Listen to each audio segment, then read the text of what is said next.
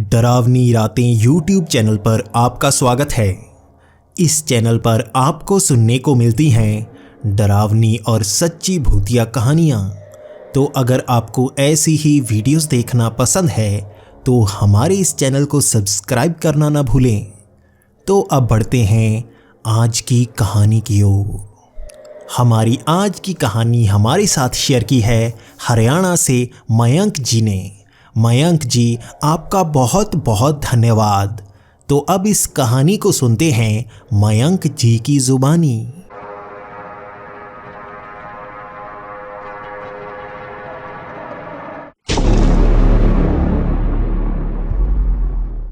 Hello दोस्तों, मेरा नाम मयंक है और मैं हरियाणा का रहने वाला हूँ।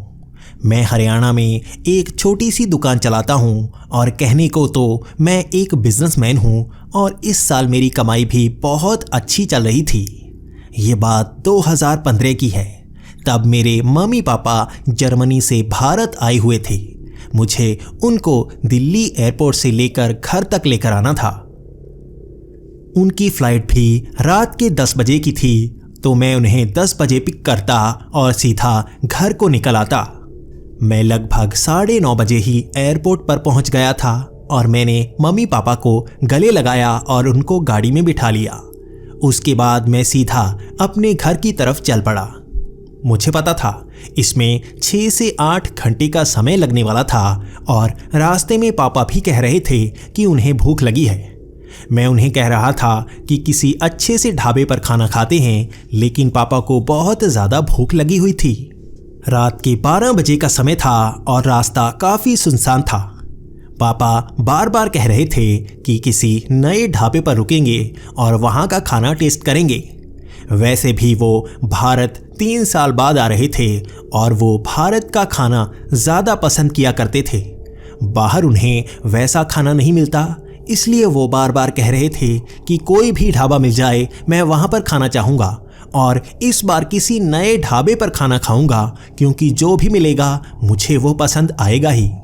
पापा को चिकन बहुत ज़्यादा पसंद है, इसलिए मैं सोच रहा था किसी ऐसे ढाबे पर रुकूं जहां पर चिकन मिल जाए, और रात के इस वक्त चिकन मिलना बहुत मुश्किल होता है। इसी तरह हम आगे की तरफ बढ़ते जा रहे थे, लेकिन तभी मेरी नज़र एक ढाबे पर पड़ी। मैंने देखा बाहर ढाबे पर कई सारे टिक्के टांगे गए थे। ये चिकन टिक्के थे।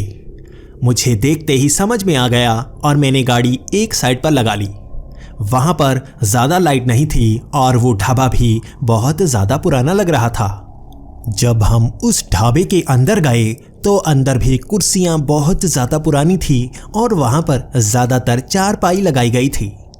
पापा को ये काफ़ी ज़्यादा पसंद आ रहा था और वो कहते जा रहे थे कि इन्होंने पुरानी लुक दी हुई है, लेकिन वहाँ पर बहुत ज़्यादा रोशनी नहीं थी, यानी कि बल्ब बहुत ज़्यादा कम थे। लेकिन फिर भी हम अंदर बैठ गए और इंतज़ार करने लगे कि कोई आकर हमसे ऑर्डर ले।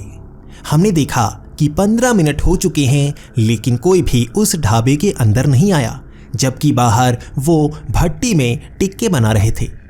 वहाँ पर कई लोग उसके पास ही खड़े थे, शायद वो खाने का इंतज़ार कर रहे थे। तभी मेरे पापा ने कहा कि लगता है यहाँ पर कोई ऑर्डर नहीं लेता, हमें बाहर जाकर ही खाना लेकर आना पड़ेगा। वहाँ पर पानी ज़रूर रखा था, लेकिन हमें खाना बाहर से ही लाना पड़ेगा। यही सोचकर मैं बाहर की तरफ चल पड़ा और मैं उधर जा रहा था जहाँ पर टिक्के टांगे गए थे। वहाँ पर एक आदमी तंदूर से टिक्के बार बार बाहर निकाल रहा था। मैं उसी तरफ चलकर धीरे धीरे जा रहा था। वहाँ पर काफ़ी लोगों की भीड़ लगी हुई थी जो मेरी तरफ पीठ करके खड़े थे, क्योंकि वो भट्टी की तरफ देख रहे थे। मैंने 2-3 लोगों को पीछे हटाया। उसके बाद मैं उस आदमी से बात करने लगा। वो काफ़ी बुजुर्ग आदमी लग रहा था और वो मेरी तरफ देख रहा था। लेकिन जैसे ही मेरी नज़र साइड में पड़ी तो मैं बहुत ज़्यादा डर गया। वहाँ पर चिकन पीस नहीं टांगे गए थे, बल्कि इंसानी शरीर के हिस्से टांगे गए थे। मैंने वहाँ पर एक हाथ को देखा, वहाँ पर एक आँख भी रखी गई थी। इसी के साथ शरीर और अंतड़ियों के कई हिस्से पड़े थे। मैं बहुत ज़्यादा घबरा चुका था और भागकर मैं सीधा अंदर आ गया। मैं पापा से कह रहा था कि बाहर कुछ गड़बड़ लगती है। ये ढाबा बहुत ही अजीब सा लगता है। मुझे लगता है यहाँ पर इंसानों को काट कर टांगा गया है। ये बात मैंने पापा को बताई तो मम्मी बहुत ज़्यादा डर गई, जबकि पापा हंसने लगे। पापा कह रहे थे, लगता है बाहर उन्होंने कोई डेकोरेशन की होगी, तुम बेवजह डर कर भाग कर आ गए। इसके बाद पापा मुझे लेकर खुद आगे को चले गए। मैं बाहर ही खड़ा था, लेकिन पापा जानबूझकर उसके पास जाना चाहते थे। पापा जैसे ही आगे को गए, उन्हें दूर से ही हाथ और आंखें नजर आने लगी। उन्होंने थोड़ा सा मुस्कुराया, उसके बाद वो और ज़्यादा आगे चले गए। मुझे वहीं खड़े खड़े सुनाई दे रहा था। मेरे पापा ने उस आदमी से पूछा कि आप यहाँ पर क्या क्या बनाते हैं। उसके बाद उस आदमी ने कहा, यहाँ पर सब कुछ मिलता है, चिकन से लेकर मटन तक और हाथ से लेकर टांग तक।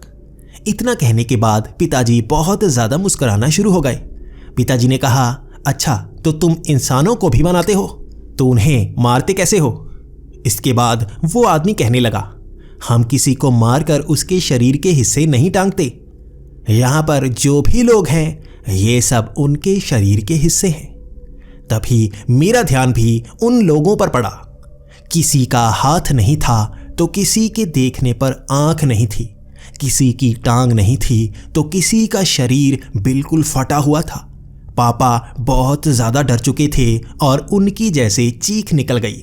पापा भागकर मेरी तरफ आने लगे और मुझे कहने लगे, जल्दी चलो यहाँ से जल्दी निकलो। लेकिन हमने देखा वो लोग घिसट घिसट कर हमारी तरफ आना शुरू हो चुके थे। जिनकी टांगे नहीं थी वो घिसट कर आ रहे थे, जिनके हाथ नहीं थे वो बहुत धीरे धीरे चल कर आ रहे थे। हमने देखा कई लोगों के चेहरे जैसे कटे हुए थे। ऐसा लग रहा था जैसे उनका कोई एक्सीडेंट हुआ हो। माँ को भागने में बहुत ज़्यादा परेशानी हो रही थी, क्योंकि उनकी दोनों टांगों का ऑपरेशन हो चुका था। वो धीरे धीरे आगे की तरफ जा रही थी। मैं जल्दी से भागकर गाड़ी में बैठ गया और मैंने चारों खिड़कियां खोल दी। पापा एक साइड आकर बैठ गए, जबकि मम्मी पीछे जाकर बैठ गई। तभी हमने सभी खिड़कियां अंदर से बंद कर ली और मैं गाड़ी स्टार्ट करने लगा। उस दिन सच में हमें बहुत खराब किस्मत का सामना करना पड़ा। गाड़ी स्टार्ट होने का नाम नहीं ले रही थी। मैं बार बार सेल्फ लगा रहा था, लेकिन गाड़ी स्टार्ट नहीं हो रही थी। हमने देखा वो धीरे धीरे खिसटकर गाड़ी के बहुत पास आ चुके थे। उन्होंने गाड़ी को चारों तरफ से घेर लिया और हम भी डरे हुए वहां सिमटे हुए थे। मैं बार बार कोशिश कर रहा था, लेकिन गाड़ी स्टार्ट नहीं हो रही थी। वो बार बार खिड़कियों पर हाथ मार रहे थे। वो आदमी जो वहां पर टिक्के लगा रहा था वो भी एक साइड को आ गया और बार बार हाथ से थपथपाने लगा। तभी मैंने गाड़ी को स्टार्ट कर ही लिया। काफ़ी कोशिशों के बाद मैं वहां से जल्दी से निकलना चाहता था, लेकिन वो आदमी बार बार ये बोल रहा था, भाई साहब कुछ खाकर नहीं जाओगे? ऐसे तो हम जाने नहीं देंगे। वो बार बार ऊंची आवाज़ में यही कहता जा रहा था। मैं अंदर से बहुत ज़्यादा डरा हुआ था।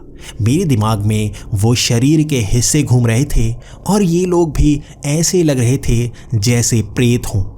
मुझे पहले ये दिमाग में नहीं आया, लेकिन सच में गाड़ी के आगे वो जिस तरह से चढ़े हुए थे वो साधारण इंसान नहीं लग रहे थे। तभी मैंने गाड़ी को तेज़ी से भगा लिया। ऊपर जो चढ़े हुए थे वो एक साइड गिरे नहीं, जैसे हवा में गायब हो गए हों। मैं गाड़ी को तेज़ी से चलाता रहा और हम तीनों की हिम्मत तक नहीं हुई पीछे देखने की। मैं गाड़ी सीधा भगाता हुआ वहाँ से निकाल लाया। मैं गाड़ी सीधा घर नहीं लेकर गया, बल्कि आगे जाकर एक पुलिस स्टेशन था। मैंने गाड़ी सीधा वहाँ जाकर रुकी। वहाँ जाकर मैंने सब कुछ बता दिया, लेकिन पुलिस वाले भी बहुत चक्के थे। कई पुलिस वाले इस पर यकीन नहीं कर रहे थे और कई पुलिस वाले ये कह रहे थे कि इस समय वहाँ पर जाना खतरनाक हो सकता है। कुछ ही समय तो बचा है दिन होने में, तभी वहाँ पर चलते हैं, वहाँ पर कोई सुराग तो मिलेगा।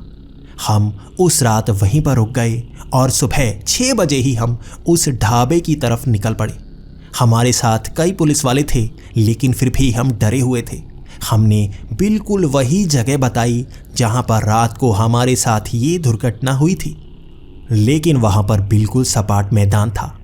ना किसी के पैरों के निशान और ना ही वहाँ पर ढाबे का कोई एक फट्टा तक पड़ा था। वहाँ पर राख के भी कोई निशान नहीं थे। ऐसा लग रहा था जैसे जो रात को हमारे साथ खटा वो ये जगह हो ही ना। लेकिन काफ़ी देर तक ढूंढने के बाद हमें कुछ नहीं मिला और हमें वहाँ से बाहर आना ही पड़ा। लेकिन वहाँ पर लोगों से बात करने के बाद पुलिस वालों को भी ये पता चला कि ये जगह भूतिया कहलाई जाती है।